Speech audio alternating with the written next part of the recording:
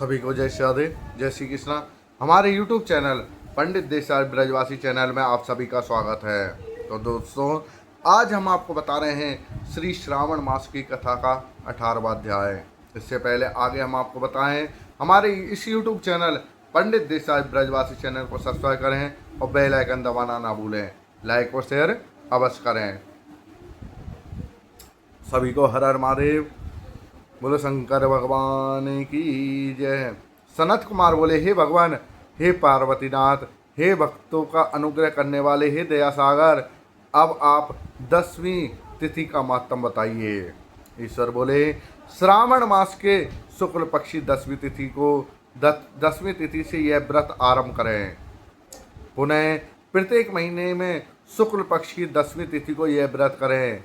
इस प्रकार 12 महीनों में इस उत्तम व्रत को करने के बाद श्रावण मास में शुक्ल पक्ष की 10वीं तिथि पर इसका उद्यापन करना चाहिए। उद्यापन करें।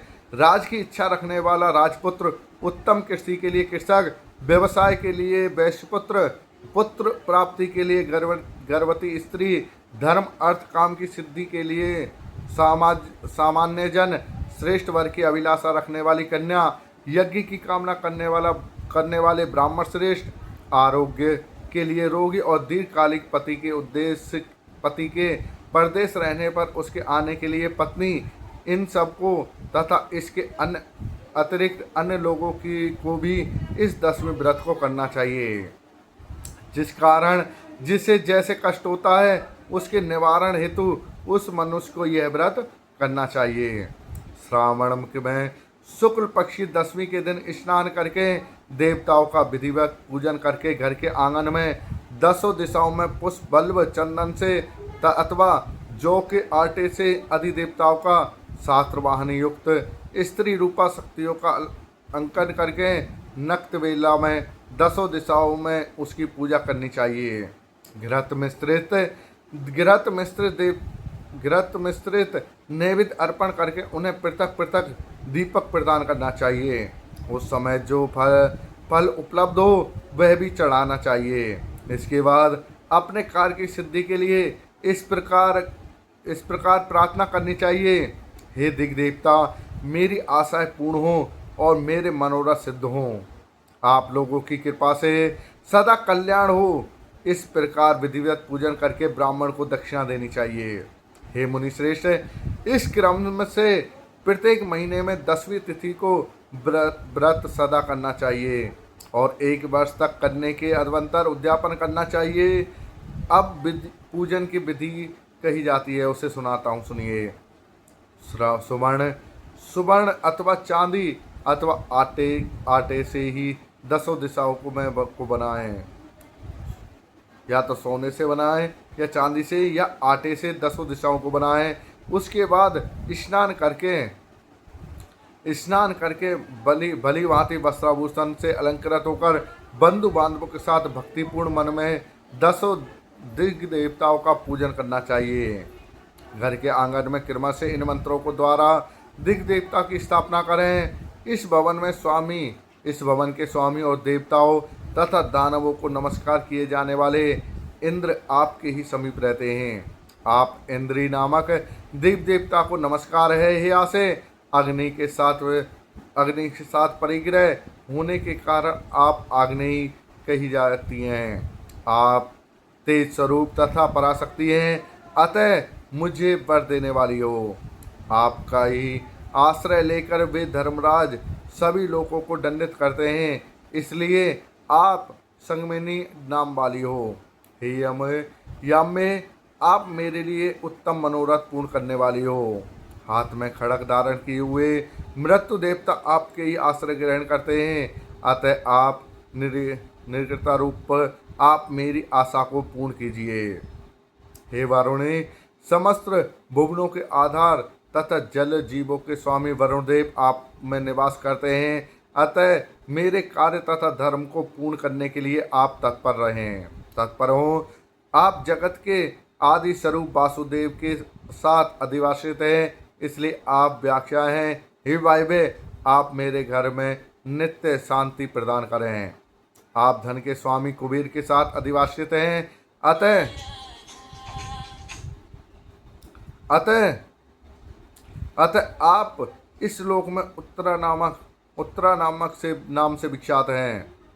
हमें शीघ्र ही मनोरथ प्रदान करके आप निरुत्तर हो। हे ऐसा नहीं, आप जगत के शुभ शंभु के साथ में सुशोभित हैं। हे शुभे, हे देवी, मेरी अभिलाषाओं को पूर्ण कीजिए। आपको नमस्कार है, नमस्कार है। आप समस्त लोगों के ऊपर अधिवस्थित हैं, सदा कल्याण करने वाली हैं और सनक आदि मुनियों से घिरी रहती हैं।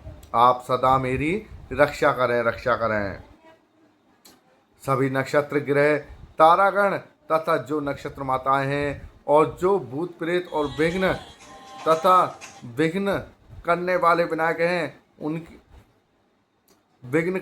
विनायक हैं उनकी मैंने भक्ति युक्त मन से भक्ति पूर्वक पूजा की है। वे सब मेरे अभीष्ट को सिद्धि के लिए सदा तत्पर रहे हैं। विनायक की भक्ति पूर्वक पूजा की है, ये वे मेरे अभीष्ट की सिद्धि के लिए सदा तत्पर हों। नीचे के लोकों में आप सर्पों तथा देवलों के द्वारा सेवित हैं, अतः नाग पत्नियों सहित आप मेरे ऊपर प्रसन्न हों। इन मंत्रों से के द्वारा पुष्प धूप आदि से पूजन करके वस्त्र अलंकार तथा फल निवेदित करना चाहिए। इसके बाद गीत नृत्य आदि मंगल कृत्यों से नाचती हुई श्रेष्ठ स्त्रियों के सहित जागरण करके रात्रि व्यतीत करनी चाहिए। कुमकुम अक्षत तांबूल दान मान आदि के द्वारा भक्तिपूर्ण मन में उस रात्रि को सुखपूर्वक व्यतीत करके प्रातःकाल प्रतिमाओं की पूजा करके ब्राह्मण को प्रदान दे देनी चाहिए। इस विधि से व्रत को करके क्षमा प्रार्थना तथा प्रणाम करके मित्रों और प्रिय बंधु को साथ भोजन करना चाहिए। हितात जो मनुष्य इस विधि से आदर पूर्वक 10वीं व्रत करता है वह सभी मनोवांछित फल प्राप्त करता है।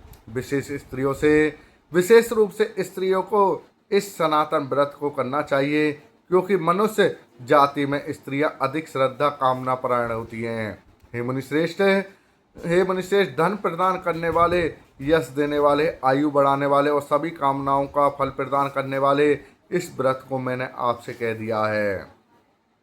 कह दिया है। तीनों लोकों में अन्य कोई भी इस व्रत इसके समान नहीं है। हे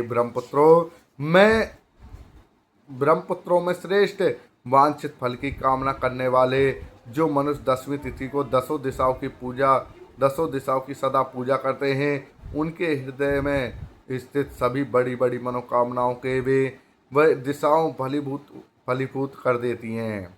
बड़ी बड़ी मनोकामनाओं के वे दिशाएं फलीभूत कर देती हैं। इसमें अधिक कहने से क्या प्रयोजन। हे सनत कुमार, यह व्रत मोक्षदायक है, इसमें संदेह नहीं करना चाहिए।